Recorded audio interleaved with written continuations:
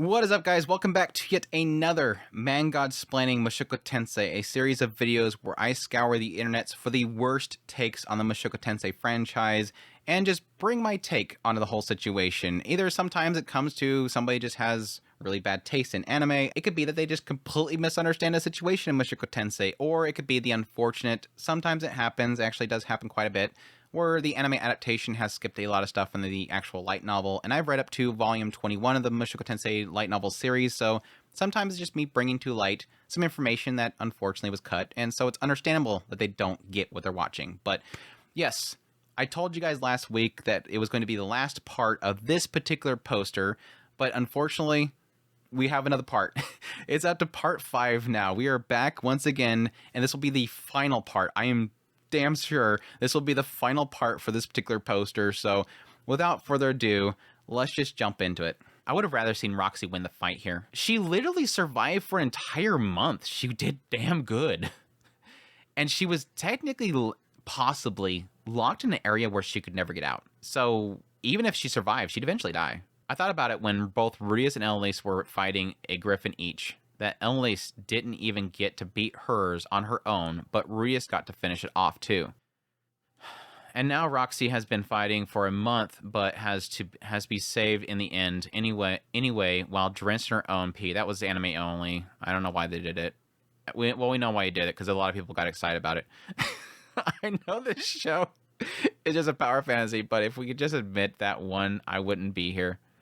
But if we just admitted that, then I wouldn't be here. Wait, so if the show admits that it's a power fantasy that you keep wanting Mushoku Tensei to be, then you wouldn't be here? You keep asking this show to be a power fantasy, and now you're saying that you wouldn't be here if it was one? What the hell?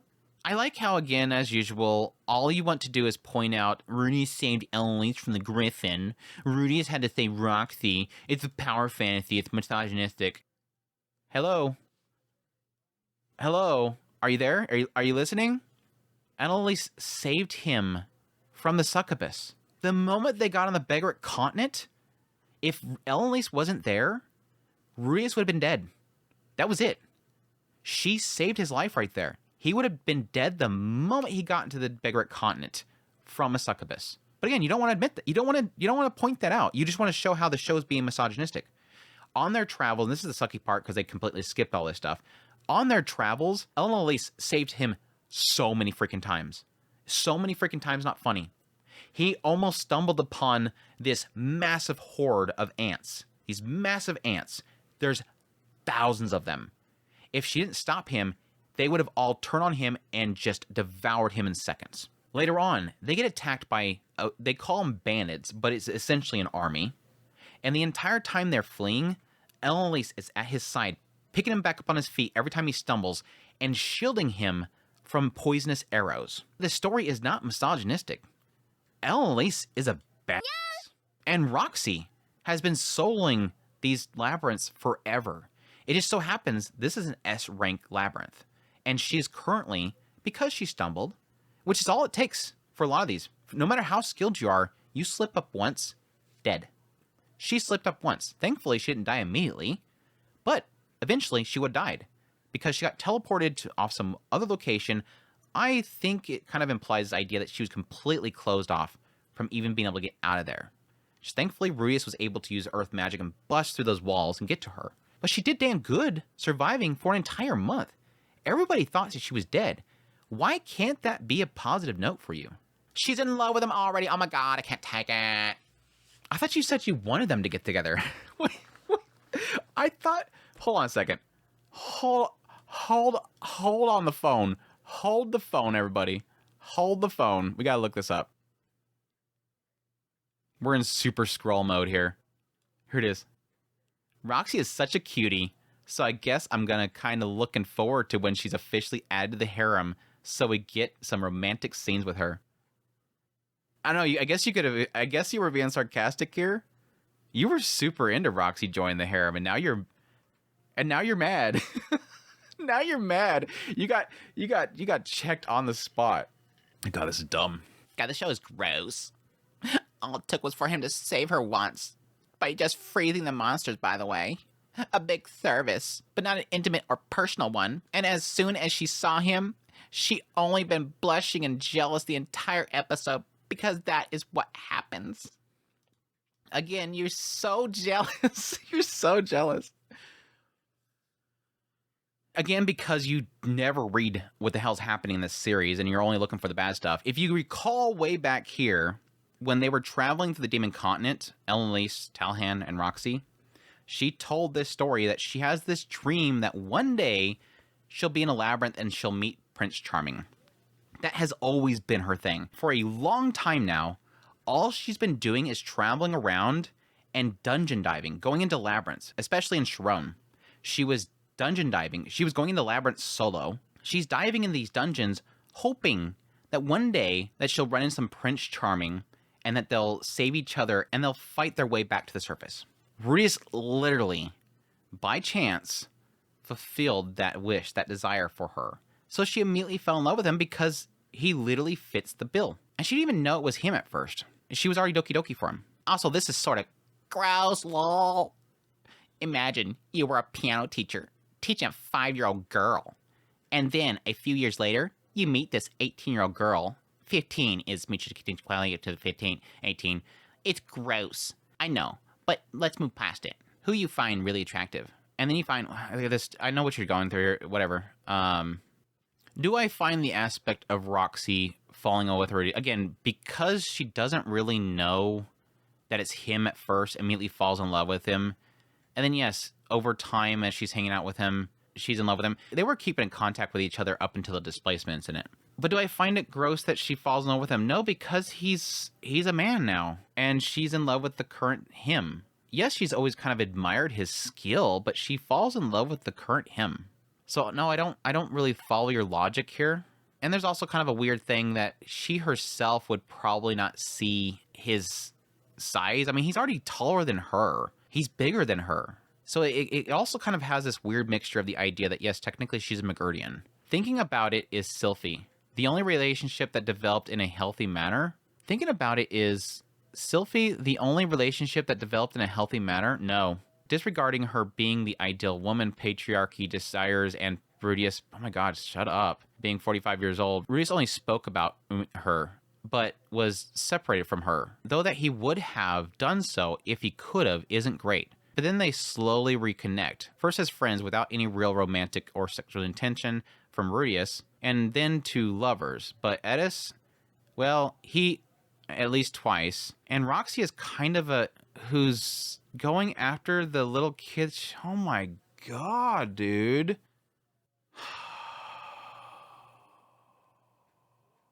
I don't even know if I want to respond to this. It's so stupid. Like, some of this is just so stupid. It doesn't...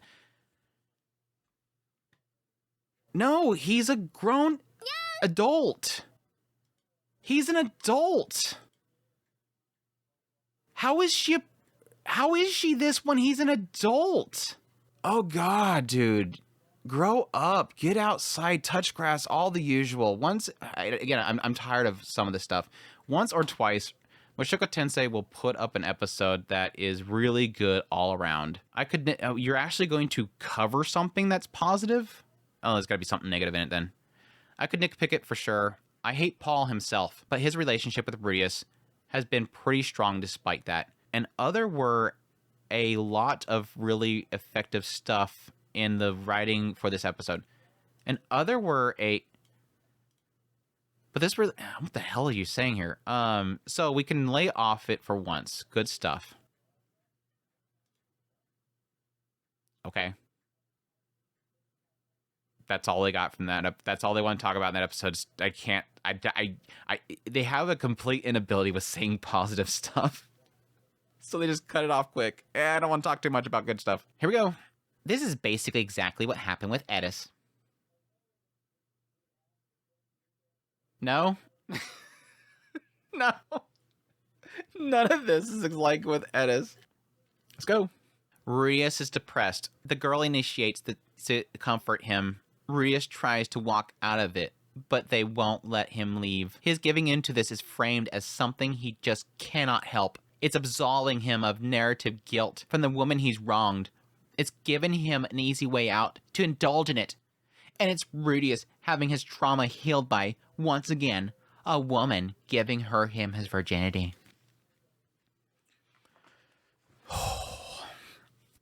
Yes, Rudeus is depressed. He just lost his father. Now realizing it's his father, he realized, I didn't acknowledge him as my father, and now he's gone. I did the same thing I did in my previous life. I didn't even acknowledge my previous parents, and I lost them too. I was going to do things new and right this world, and I failed already. The girl initiates to comfort him. The anime portrayed it differently, I think, to soften the blow for people like you. So everybody that's watching this right now that, yes, maybe read the light novel and they may have gone, oh, wow, that's weird they changed that. This is the person that they changed it for. The reason why Roxy pulls him back onto the bed and climbs on top of him is because Refugin was trying to lessen the blow to crazy Karens like this person right here. And it looks like it worked because it doesn't sound too angry. And they still hate Rudeus. So it didn't change anything. And I knew it wouldn't change anything for people like this. In the light novel, she goes to get up to go leave. And Rudeus pulls her onto his lap. And then she says, we can do it if you want to. And then he pushed her on the bed. And they go at it. So yes, she was okay with doing that because Elise basically told her it was the only way to fix him. I don't know if I want to get into all this, but I guess to explain it to this person and anybody else that's anime only that didn't watch my video and get content, the concept here is before Roxy got here, she sat down with Elise, Geese, and Talhan. And Geese brought up to Elise, hey, don't you always say that whenever a guy is in a state like that, you can take them to bed and it pushes like energy back into them and it brings them back to life? Why don't you do that with Rudeus? And Elise said that she wasn't going to do it. So Roxy got into her head. Again, Roxy has zero experience in love life, zero experience in, again, your idea of what's morally right or wrong with sex because you want to be in your little bubble and sex is not allowed and intimacy is not allowed. She got into her head that was the way to fix him. Now, granted, when she goes in that room, she tries everything before then. Let's go out. Let's go out to the shops. Let's go do something. Let's get some magic items. Let's go hang out. Okay, no, you don't want to do that? Okay. Then she tries to empathize with him. Tell him her experiences in it and saying that, you're not alone. You're not alone in your pain. Let me carry some of that burden. Eventually, she embraces him. He smells her, feels comfort. Suddenly, his heart, he feels comfort. I like this feeling. And then in the light novel, again, she gets up to go leave. And he pulls her back. I want more of that. I need more of that because I'm hurting so badly right now. At that point, she says, okay, we can do it. Or you can go get Elise, or we can take you down to the brothels or whatever. And he's like, who the hell told her that? Okay, well, she wants it, and he goes at it. Okay, we got all that cleared up. His giving in to this is framed as something that he just cannot help. No. He blushes. He kisses her back. He interlocks her fingers. He wants it. He can help it. This isn't something that's forced on him. It's absolving him of the narrative guilt from the women that he's wrong. No. Nobody, except for you, watched this episode and thought Rudeus is innocent. Everybody hated him for this. Who the hell seen this scene in the light novel or in the... Well, there's some people in the light novel that have talked to me that think that Rudeus is completely innocent here, but that's beside the point. Who read or watched this segment and thought that Rudeus was not at fault? He's completely at fault. That's the whole point of the scene. He makes a massive mistake, and Rudeus knows it. Rudeus knows it. He screwed up. Nobody is absolving him. That's it. That's just a figment of your imagination that everything is misogynistic coded or patriarchic coded or conservative coded. It's giving him an easy way out to indulge in it. No, it just happened. Because you know what? In life, things just happen. Does it make it right? No.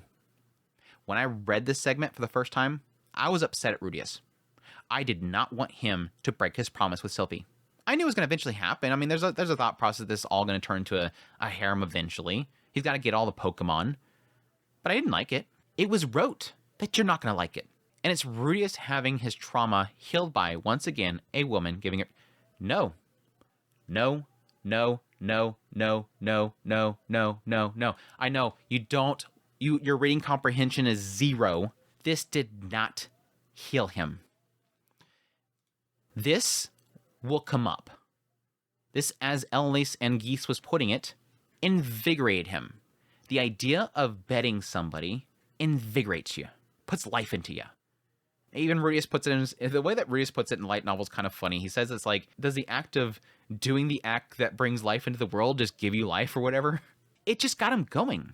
The scene after, when he wakes up, that's where he gets his fix. Because at that point, and unfortunately the anime changed it, is that point that Rudeus tells Roxy what's going on.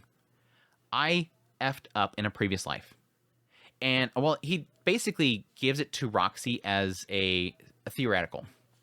Say there's this guy that has this life in another world, and at some point he completely ignored his family, and he did the most horrible thing possible, didn't even go to their funeral, and then he got into this new world where he started his life again, then he got a new family, and then he realized what he lost. What should he do?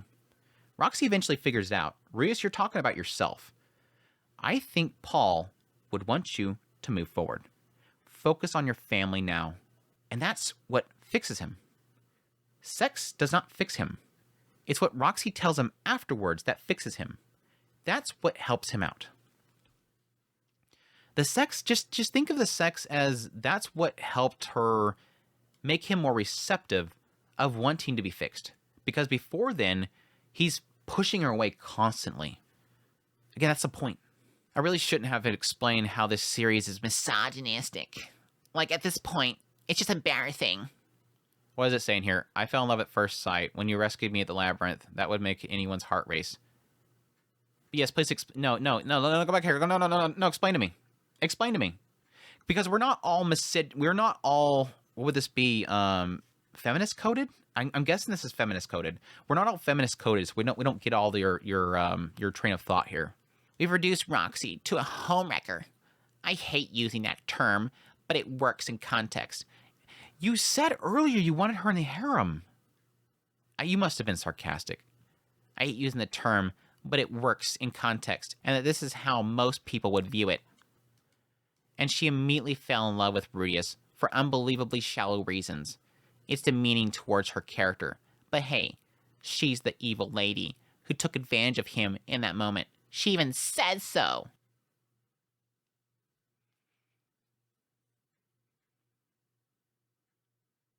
I love how sometimes the person that wrote this has sort of an inability to read the subtitles and understand the story. And then other times they read it perfectly fine, but they're too literal about it. And they don't understand there's a concept behind it that they're completely missing. I believe when I read this moment, when I watched this moment, and even when I talked to a psychiatrist, all three scenarios, even with him, agreed. What Roxy is doing here is taking the burden upon herself so that Rudy can go back home and forget this ever happened. She knows Rudeus wanted to be faithful to Sylphie.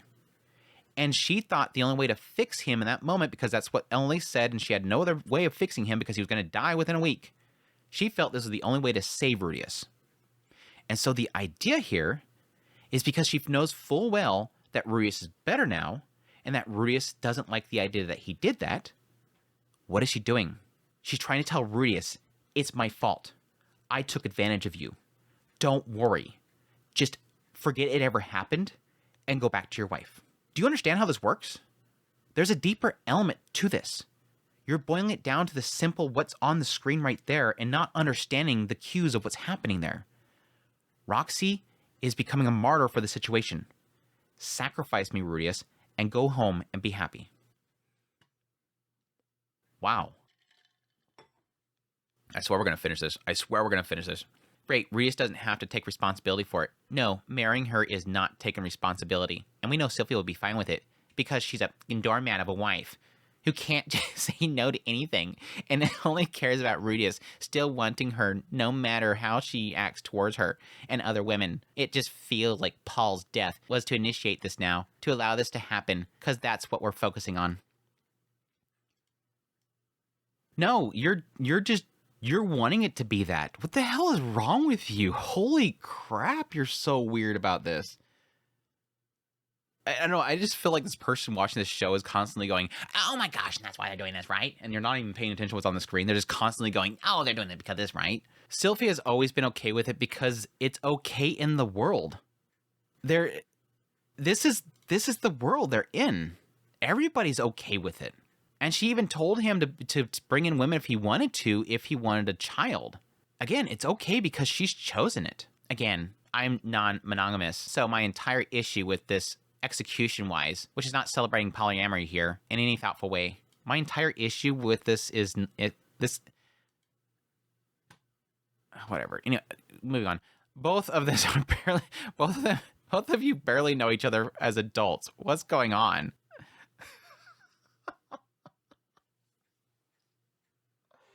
Oh my god. You can't make this up. We've had times on the Discord where people literally are going, this has got to be made up. Like at some point, people on the Discord are going, they got to be trolling. For pages upon pages of this document, we kept harping on how Rudeus, by the way, 5-year-old Rudeus, he's like 35. Rudeus is like a 40-year-old. Rudeus is a 40-year-old. He's a 40-year-old. He's a 40-year-old. And Roxy is up there too. 40 years old. So yes, technically, by your logic, they knew each other for quite a few years when they were both adults. Oh, no, not anymore. Not anymore. No. I gotta flip the logic. He was a kid back then. For the longest time, you're dead set on how Rudeus is an adult. Now you don't want him to be adult anymore. And again, you really don't understand the concept of crushes and first love, love at first sight, and how much Rudeus' family meant so much to her. It's a funny thing to say when you're already... but I promise, Sylphie, yeah, gotcha. Also, I think it's sort of telling that Paul is not the character that would have ever ended up in the ice. Oh my god, dude. You start talking crap about Zenith, you're gonna tick me off. I swear to goodness, if you start talking crap about Zenith, I'm gonna lose it. I don't like... All the people that watch Mystical Monday are like, holy crap, you better watch it. You better watch. Don't be talking smack about Zenith. I will lose it. I will absolutely lose it. I know what you're doing here. The idea here is that every time you run into a female character who's in a bad spot, obviously it's placed there because misogyny. And you want to completely ignore any other moment where a female character is in the positive state and the male is in the bad state, which has happened a lot, but you never want to acknowledge it. Again, Reese literally was going to die to a succubus, and Emily saved him. Let's think of an example here of a male character that's dealing with something that, and not as bad as Zenith is dealing with, but in a hamperment. Zenoba, the sexy figure making Zenoba that has never literally made ever a sexy figurine. Zenoba wanted his entire life to be making figurines. That became his hobby and that his joy in life. And guess what? He wasn't able to. He literally spent years of his life trying to train in magic to be able to do that, and he couldn't. He failed. And guess what happened? Julie does it for him. Oh, but that's not misogynistic. Can't talk about that. Here we go. Also, she can't talk, so it's not just her memory. Am I missing something? I'm gonna dodge. I'm not gonna get into spoilers, by the way. I'm keeping it anime only. But Paul is strong. Zenith is not a warrior. What? Also, she can't talk, so it's not just her memory. Am I missing something? Again, I can't talk about that. But Paul is strong. Zenith is not a warrior. What is this? What is this quote for? Paul's strong, Zenith is not a warrior. Yes, but that's in-universe justification. I hate this argument. Shut up. The author could have just written it the opposite. My point is that given the gender roles it adheres to, okay, yeah, we're going exactly what I was talking about earlier. That would never happen. It's a minor thing, of course, but it stems from the same root attitude every other much bigger issue stems from. Anyway, it's the least of the episode's problems, so whatever, lol. So the argument that he's getting into here is that typically whenever you have a character who is fridged or whatever, you fridge a character, and I think that's the concept they're getting into here, where if something extremely bad and debilitating happens, it has to happen to a female character. Zenith is a warrior. Zenith is an adventurer, just like Paul. They were in the same fucking party. What the fuck are you talking about? Zenith is a fighter. They were talking about the fact that she was probably down in that labyrinth fighting for her life and that she could survive. This entire journey since the displacement incident has been Zenith can take care of herself. Paul can take care of herself. Lilia could probably take care of herself. Aisha? No. Norn? No. Rudeus? Yeah, probably. Everybody was fine except for Aisha and Norn. Zenith is a warrior. She was in the same fucking party as Paul and everybody else. She's extremely talented. She's got effed up. Just like Paul got split in half. Oh, guess what? Paul got fridged. Zenith at least is alive after all this. Everything, at the end of it all, what is the end result? Paul is dead. Zenith is alive. So who's got fridged? Paul. He's the one that got fridged for the story. It doesn't fall within your own brain, inner universe justifications, but that's exactly what happened. And again, a lot of extremely unfortunate things happen to male characters, but you don't want to acknowledge them. You immediately go, oh, Zenith got messed up. Gotta be fridging. Roxy saving from a depression. You mean you two effed. Ha ha ha ha ha. Also kind of off topic, but am I the only one who thinks Roxy looks like an adult?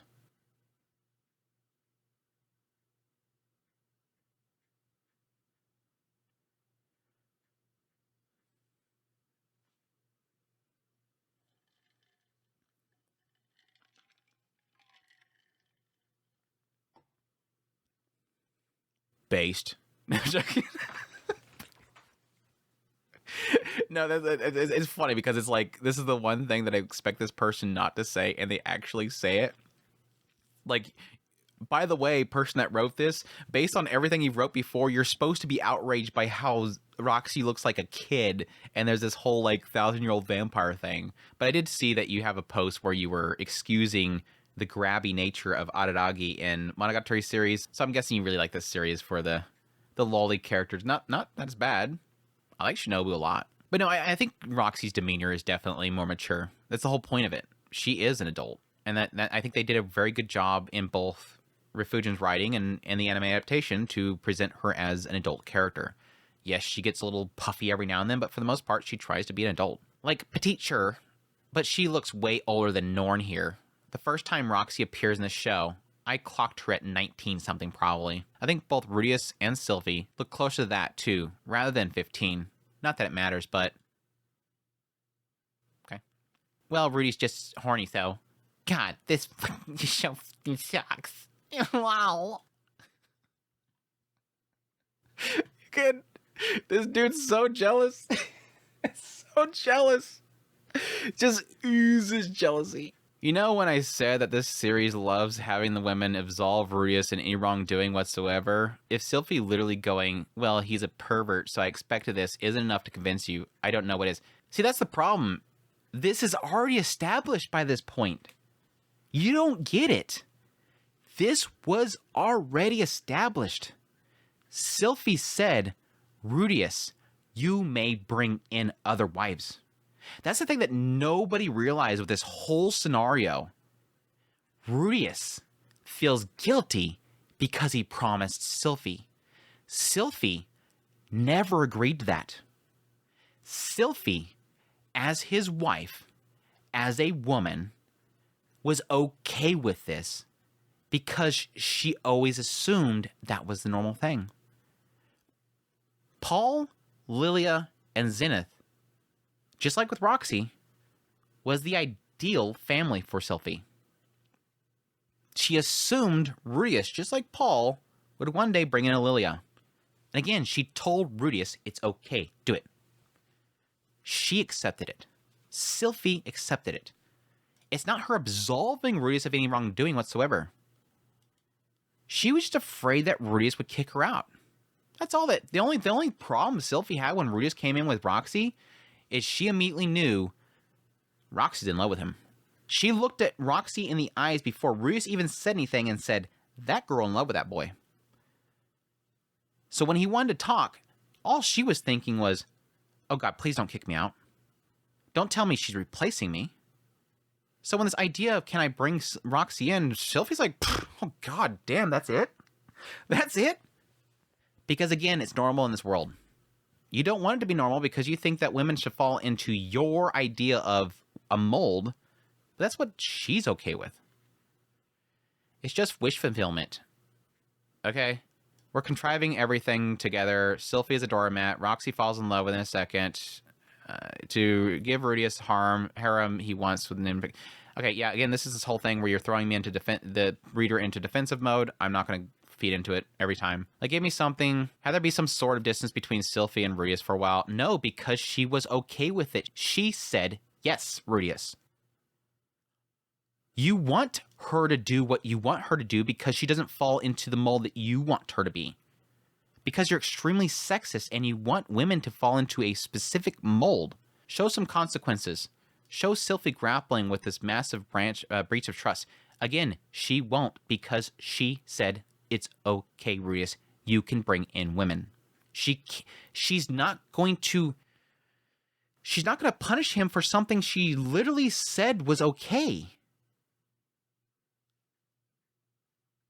Rudeus is the only one punishing himself right here because he broke the promise. And he constantly, from this point on, will remember that. I won't do it again. I can't do it again. I broke my promise. I can't do it again. Have her genuinely struggle with her anger for a bit. She won't. Have Roxy struggle more with her feelings like she's a homewrecker. She did it in that moment, but the moment that Sylphie said it was okay, she accepts what Sylphie says there, that everything is good. But from that point on, she tells Sylphie, I won't touch Rudeus until you have your baby. I don't feel it's right. Once you have your baby, then we can get married, and then I'll come into the family. That was Roxy's discomfort in that situation. But she was perfectly fine the moment that Sylphie said, it's okay, I'm glad you love him as much as I do. Because if he didn't look like you loved him, then she would push him away. Sylphie's whole thing with this is she wants Rudeus to be happy. Why? I know this is a shocker for you. Hold on a second. Brace yourself. Because she loves Rudeus and wants to give him everything, which I know it's really hard for you to swallow, and it makes you super jealous. Sylphie's only caveat to any of this, bring me anybody, Rudeus. Just bring them to me. Let me see them. Let me make sure that they actually love you first. That's my only requirement. Fine, the harem was always going to happen, but that doesn't mean we just gloss over potential trust issues after this. I am embarrassed for the show. Oh my God, I'm so embarrassed for it. You don't have to be embarrassed for it, because guess what? When the anime came out, the light novel sold millions. Refugin, I know this is going to make you even more mad. Refugin, when this anime series came out, made so much freaking money. Why? Because a lot of people, not you, acknowledged it's some really good freaking writing. Rudeus cheated on his wife, a very hurtful thing to do, and he got no sort of consequences whatsoever. I really want to nail this down the next time fans tell me Rudeus gets consequences for his actions. Because no, he does not. Have Rudeus actually grow as a person by changing his behavior, not by just the story accommodating him. And I'm not even touching on Rudeus' age and how that factors into all this, because we'll be here for hours. Oh God, please don't. I know it's not going to appeal to any non-anarchists. Whenever I see a show where the point of the goal is to get married and have babies, I'm reminded by this thread, and I want to hang it on my wall. I actually looked at this, and suddenly everything made sense. The moment I read that thread they want to hang on their wall, I immediately realized that let's just say they're one of those people that takes those certain courses in college and never, ever want to have a relationship or babies.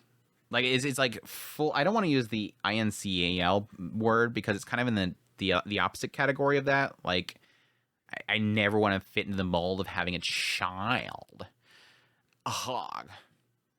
Played Mushoku Tensei Season 2 Part 2. Okay, so it wasn't quite as awful as the first part. Nothing as unbelievably outrageous as Rudeus milking 2 girls and consequences having buying a child and blah, blah, blah, blah, blah, blah, blah. We're talking about the first part. All the characters keep giving excuses to justify Rudeus. No, they didn't.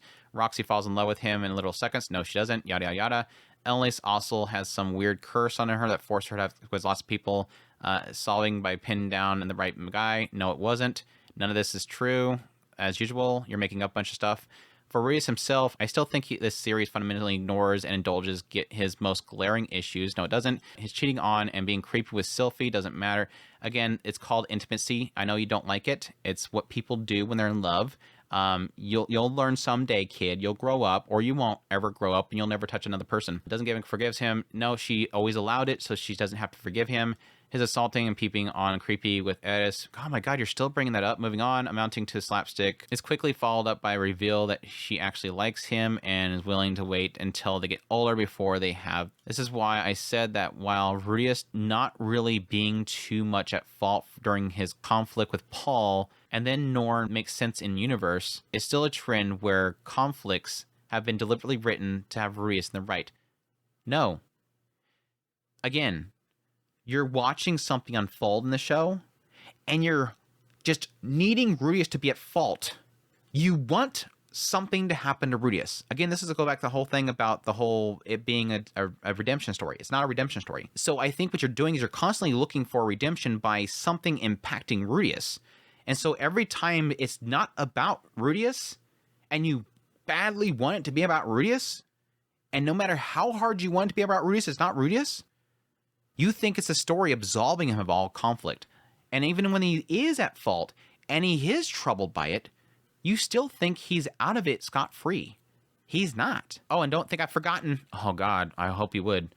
We've also had Rudeus casually partake in, without batting an eye, while the slaves that were being... Okay, we're talking about this again. This is all from part 1. I don't know why you bring it in part 2. Itself, that typically happens in his breakdown at the end, is him basically listing everything that Rudeus has done wrong. We've had him turn into a stolen pair of underwear and worship symbol, blah, blah, blah, blah. And that's just this season, this latest season, after fans told me he's grown from the first season. Again, I think you're either finding just like this one group of people that just wants to forgive everything that Rudeus does. Because I've seen those people. I literally, the other day, I ran into one of these people. There are people out there who literally, Rudeus can do no wrong. Every time you criticize him, no, Rudeus is okay here. He's justified in this. So you'll find people, but most people know. No. I mean, he is a lot more chill. Like, compare to the first season where he was constantly after Edis, constantly looking at her, and then in this season, a lot better. I think it's a lot better. Rudeus will not get better about this, and the show will not stop being deeply creepy about women. No, it won't. Please stop. It's not gonna, no.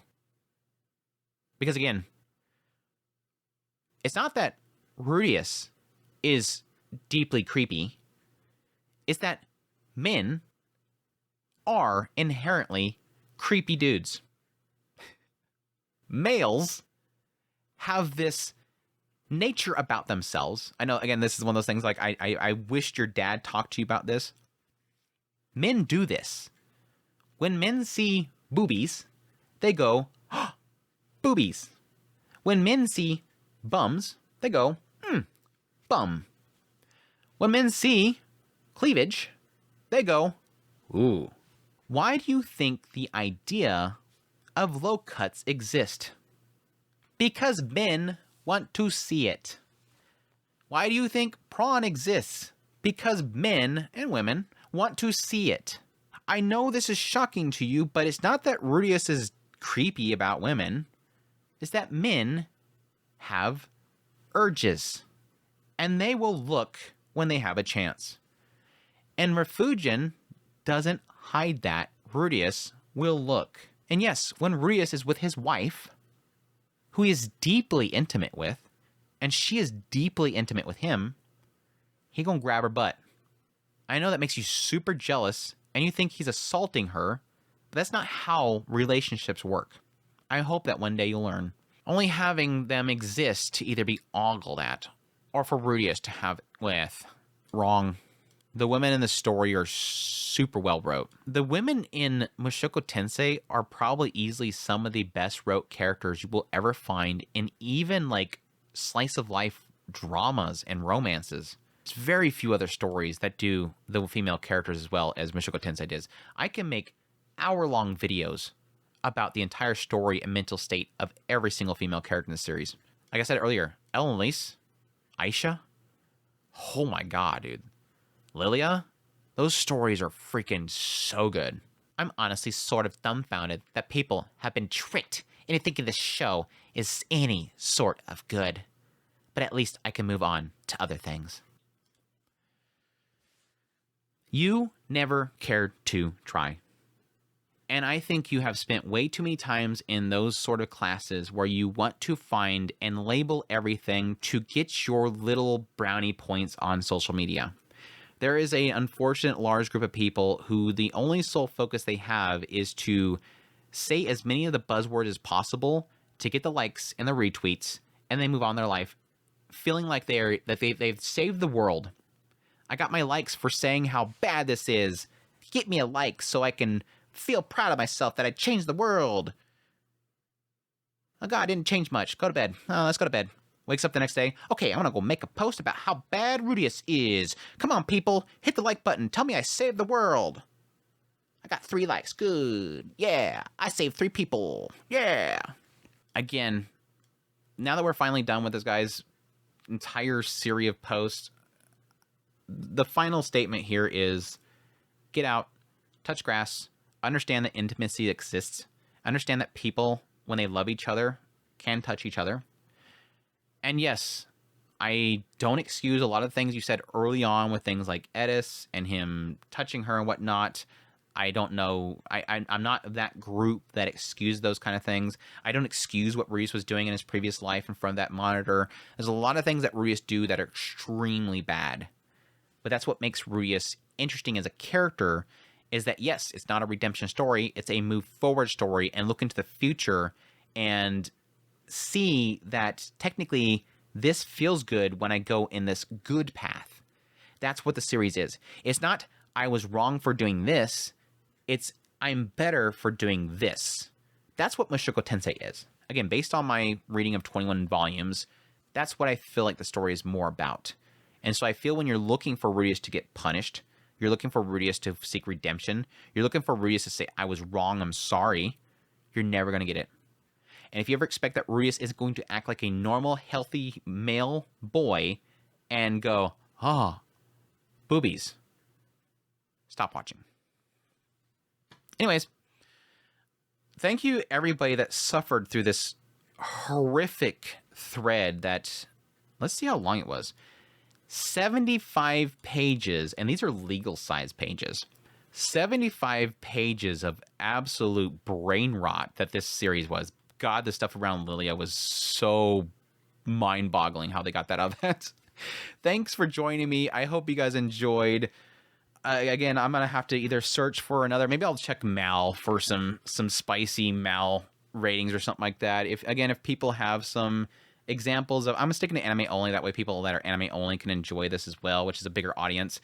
If you know of any, again, screenshot it or copy the text, put it in Discord, put it into a spoiler tag, let me know so I can get a mod to look at it, make sure it doesn't have any spoilers for me, and then we'll go from there, and I might make some more. If not, if I don't find anything else, this will be the last of the man God-splaining Mushoku Tensei, but I'm really enjoying them. I'm glad I'm done with this one because at some point this just got super repetitive. They were doing what some debaters do where they just put you on constant defense and it doesn't really create a discussion. And I like to create a discussion around this stuff. So again, hope you guys enjoyed. As always, if you did, make sure to hit that like button down below, comment. Let me know what you think of this brain rot. Let me know what you think of this brain rot, or tell me I'm wrong. I'm up to the idea that I'm wrong about something, but Anyways, hope you guys enjoyed, as always. If you're new here, make sure to subscribe before you leave. If you like this content and you want to support this channel more, I have links in the description below for Patreon, tips, links. Hit that super thanks there. Whatever way you support, I greatly, greatly, greatly appreciate it. Until next time, y'all take care.